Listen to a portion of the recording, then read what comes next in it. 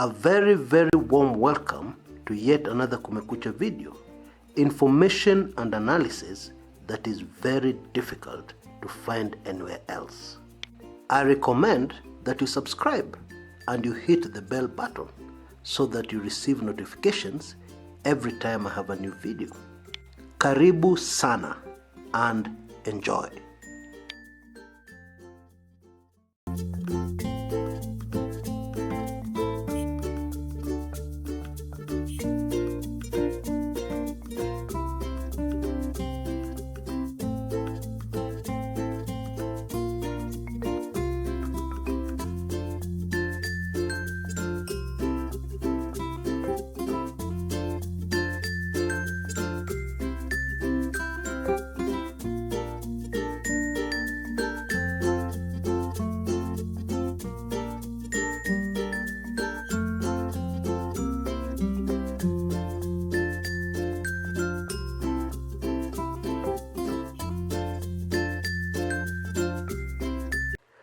The events of last Sunday, January 27th, 2018, in Dar es Salaam, Tanzania, have left a lot of political analysts in Kenya puzzled and with more questions than answers. So what happened in Dar es Salaam? In case you've not heard, Raila Odinga almost collapsed. He had to be supported very heavily by his handlers. But his office came out with a statement later saying that he just slipped. It was no big deal. That Raila Odinga was fine and in very good health. And Raila Odinga himself followed it up with a tweet and assured Kenyans that he's fine. Now, to many Kenyans, when Baba says it's fine, then it must be fine. End of story. Now, I've just shown you a clip. And if you view that clip carefully, it is very obvious. Something was very wrong with Raila Odinga. Indeed, the initial reporting of this incident was accurate. He almost collapsed. That's the truth. And the telltale signs are very clear, if you have eyes to see. Number one, the expression on his face, even as he's handing over the cup. There was definitely something wrong. Number two, one of his handlers, the one dressed in a black suit, quickly makes room for Baba. Or maybe he was making room for Raila to trip on the stairs. Now, over a year ago, actually to be precise on January 5th, 2018, I made a highly sensitive video for Club 1999 which was titled, What Ails Raila? That video is still available to club members and even to brand new members, because immediately you become a member, you receive a list of over 35 videos, past videos you've missed, a playlist, and this is amongst the videos in that playlist. The long and short of this issue is that this is something that has been ongoing for quite some time. Indeed, at the time I made that video, there was a pattern, that pointed to the health situation or health status of Raila Odinga. Now, if I can quickly remind you, because some of this information is in the public domain, during the campaigns, 2017 presidential campaigns, Raila Odinga was hospitalized at least twice, for brief periods. And very fascinating, on both those two occasions, the excuse were given was food poisoning. What is crystal clear here, is the fact that this opposition leader's true health situation or challenges are top secret. And it seems the decision has been made by Raila Odinga himself and his handlers to keep this top secret. It is also interesting to note that on the second occasion he was hospitalized, his handlers promised the press to brief them fully on Raila Odinga's health situation. Of course, the implication here was that there were issues. Yeah, there was something that needed a prolonged explanation, yeah, about his health situation. But of course, to date, that press briefing has never come, which means that somebody somewhere changed their mind, yeah, about revealing whatever they were supposed to reveal, or whatever they were thinking of revealing at that promised press briefing that never happened. Back to Sunday's incident, the latest incident, which speaks to the health status of this Kenyan political legend, living legend. His office told Kenyans that the problem was a podium which was collapsing. Now, if a podium is collapsing, it's supposed to affect everybody, yeah, who's standing on it. However, in this particular case, it's very clear that the collapsing podium only affected Raila Odinga, yeah, because his handlers were okay. Secondly, immediately after this happened, Raila Odinga was rushed off, yeah, from the stadium to a location that was undisclosed.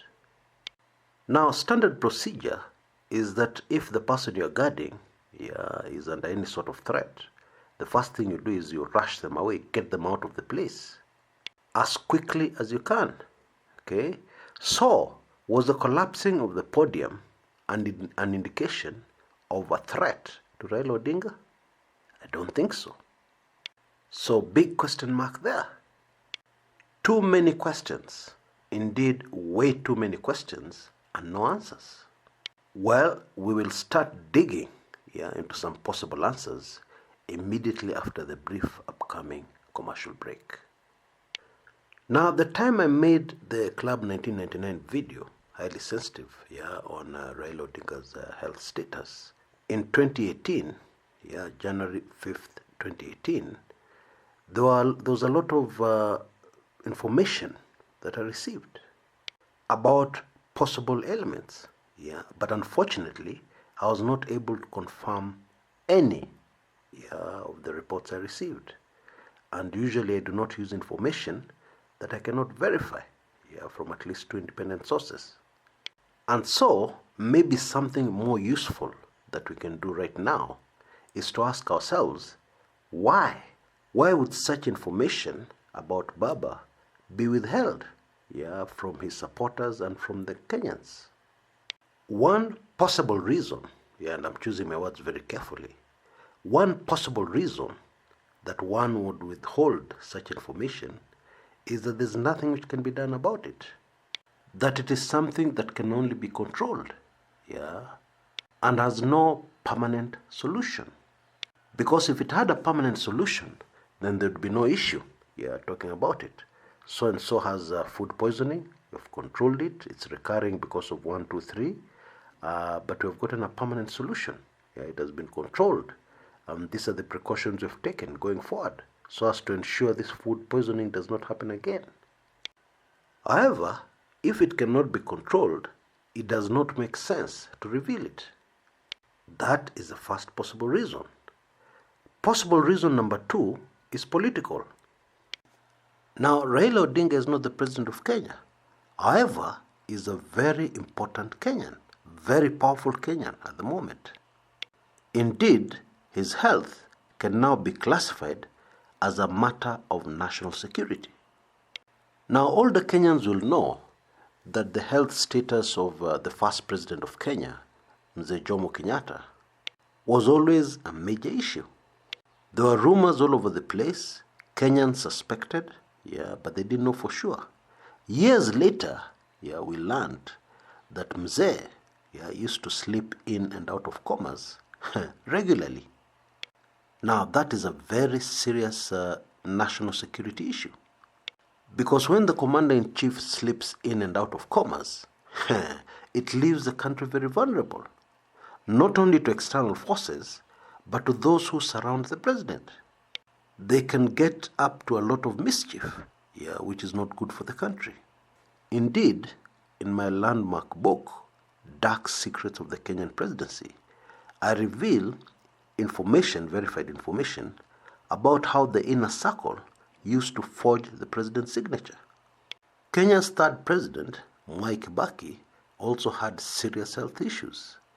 Indeed, he never fully recovered from the very serious road accident he was involved in 2002, before he was sworn in as president, at the junction of Machakos Road and Mombasa Road.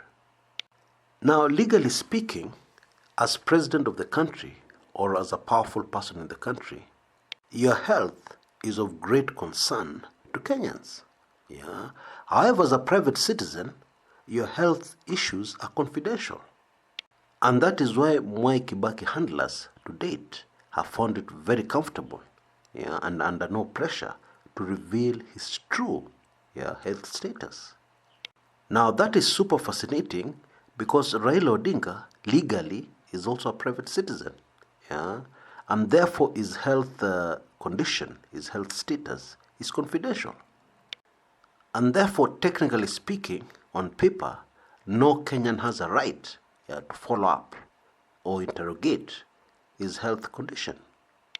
Only he can decide to reveal or not to reveal that information. That is true. Those are accurate facts. However, in the case of Raila Odinga, Kenyans are in a bit of trouble. Actually, that is an understatement. Kenyans are in very serious trouble. And it should be obvious why we're in trouble. You see, the situation Kenya is in right now is that peace is being controlled by two individuals. Those two individuals are, of course, His Excellency, the President of the Republic of Kenya, President Uhuru Kenyatta, and His Excellency, Raila Odinga. These two powerful Kenyans, the two most powerful Kenyans in the country at the moment, shook hands in March last year. And after they shook hands, peace returned to Kenya. If we can illustrate this further, what happened is that these two individuals controlled their ferocious dogs, and locked them up in kennels, and put the keys, the respective keys, in their pockets. Now, we have had clear indications that some of those fierce dogs locked up in those cages are not happy. They are very eager to get out. Indeed, escape attempts have been made in both kennels. But peace has prevailed because these two individuals are very serious about keeping the peace. Now, the big issue here is that if anything happens to either of these two individuals, God forbid, the country called Kenya will be in serious trouble. Who will take control of those fierce dogs? Because those dogs only understand, they only listen to the voice of their masters, their respective masters. You can't just walk in and pretend you're the boss, because you think you're big and tough enough, and then go to those kennels and try and put those dogs under control. You can't. Indeed, some of those fierce dogs inside those kennels have power to escape. But the only reason why they're not escaping is that they're obeying their master. They're keeping cool because of their master. So if you walk into any of those two kennels and pretend you're the master, you'll get bitten. Dogs will escape. Peace will no longer prevail. That is precisely why the health of His Excellency Raila Odinga is so important to Kenyans. It's extremely crucial. This is not information that should be kept confidential. Now, after the brief upcoming commercial break, we're going to sum this up. It's not good news, but we're going to put it all together so that we understand exactly what the political implications are of what transpired in Dar es Salaam last Sunday. Now, I've often said on this channel, in fact, I've said it so many times, it must be boring, that you cannot analyze politics when you have emotions. Emotions cloud judgment. Emotions cloud thinking. How can you think clearly? Because, for instance, if you're a supporter, a diehard supporter of Deputy President William Samoei Ruto, your reaction will be, this is rubbish. Who is Raila? This is another rubbish analysis by Chris. People should not listen to him. Is Chris trying to tell us that there was no peace in Kenya before the handshake? That's rubbish. Raila is a nobody. Yeah, he's irrelevant. If he wants to prove his relevance, tukutane kwa debe 2022. Translation, let us meet at the ballot in 2022. And if you're a die-hard Raila supporter, you will tell Chris, excellent analysis. This is a very good analysis, Chris. Raila is very important. Raila is the most important person in Kenya. You are very right, Chris. Kudos. Now, both those two responses are emotional. Yeah, and since they're emotional, getting the true picture is impossible. So I choose to stick to the cold facts. Yeah, and I suggest you do the same. Our beloved President Uhuru Kenyatta, is currently involved in a very serious fight against corruption. Now, this fight against corruption has far more far-reaching implications than most Kenyans realize. For instance, fighting corruption is not fighting certain individuals whom we know. No.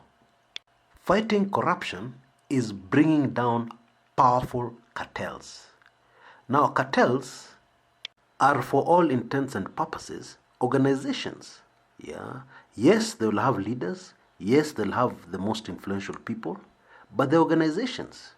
What that means is that you're not going to bring down a corruption cartel by jailing the leader, one individual. No way. Because what will happen is that another power-hungry person within that same cartel will take over.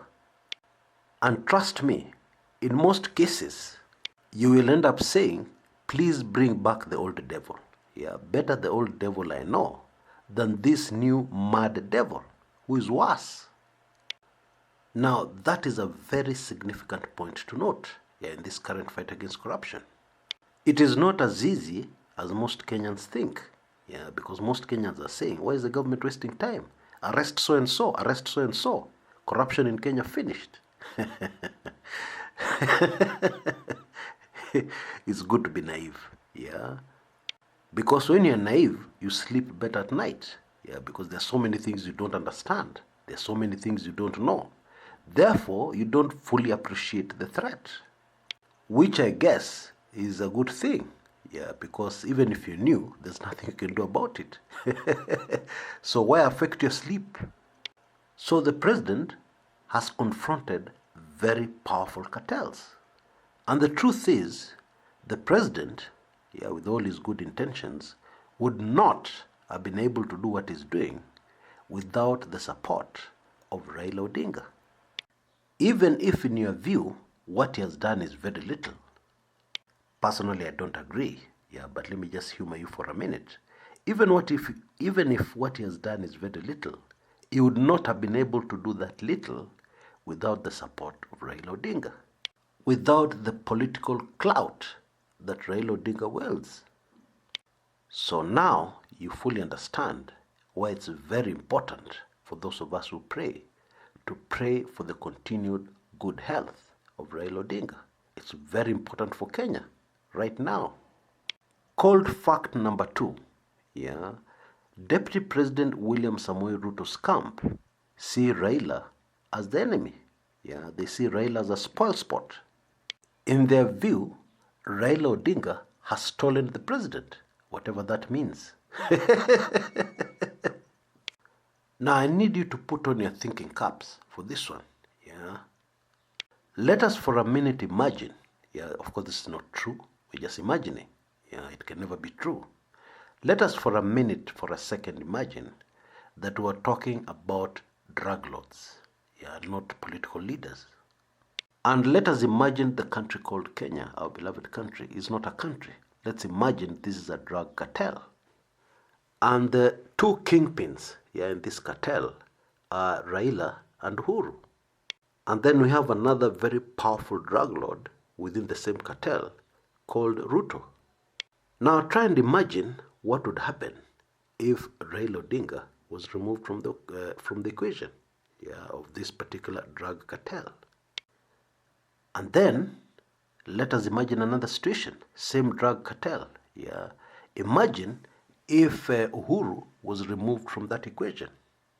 Now, if you can accurately manage to imagine both situations, yeah, now I think you can begin to understand exactly the kind of situation our dear country Kenya is in right now.